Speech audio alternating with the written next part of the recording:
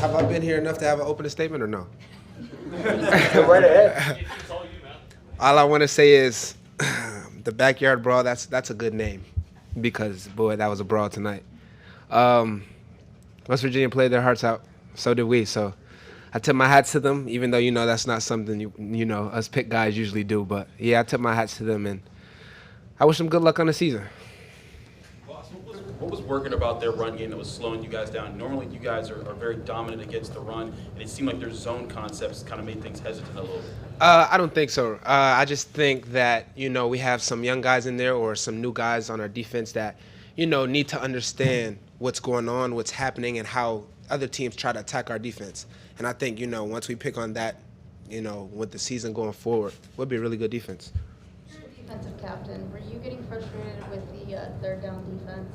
No. Like you said, I'm a defensive captain. I try to, make sure everybody's composed, calm, and, just ready to go.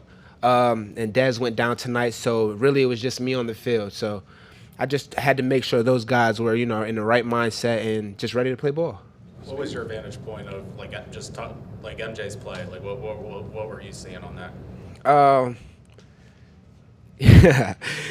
Actually, I talked to the guys before we actually went out on the field and said, this is our drive. We need a turnover. We need to make a play. Like this is the drive to make the game. And I was actually talking to Kalijah, Brandon Hill, and MJ.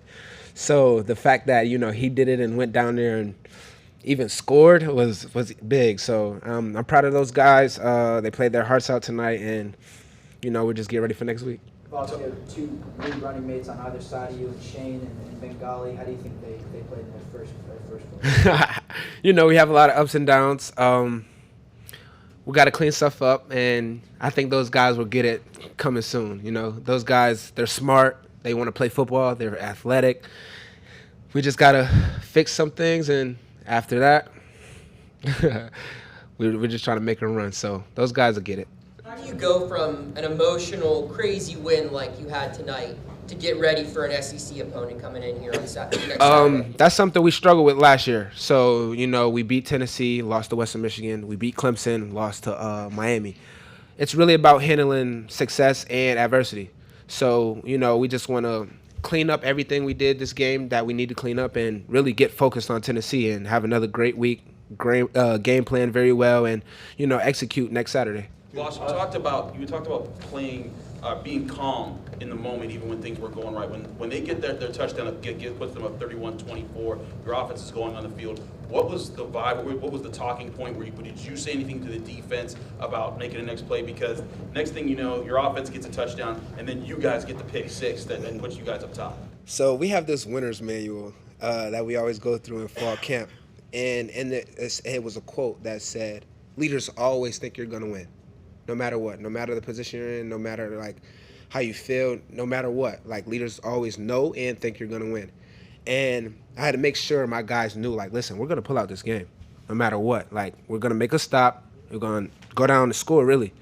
So I had to, obviously let my defense know that and the offense, and we got it done. You talk about the play of Slovis. He had a big comeback with the drive, touchdown, and just your thoughts on him building confidence with this team. Really, we're just trying to get Slovis comfortable with the team. He only had about 8 months here. We want him to know, and we make sure he knows. Listen, we have your back, no matter what goes wrong, no matter what goes right. We're here for you. We're Pitt. It's we, not me. We're together. So, I tip my hat off to Keaton.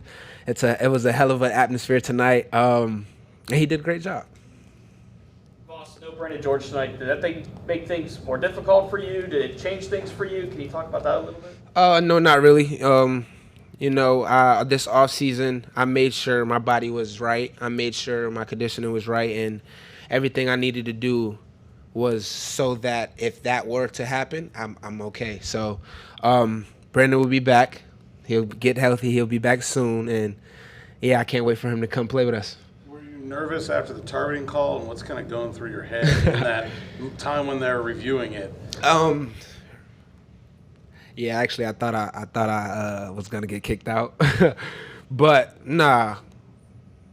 you know, you never want to be nervous. You never want to show any weakness to your team and to the other team. So I try to make sure, like, listen, like, we're good, guys. Like, just stay composed. We're fine. So, yeah.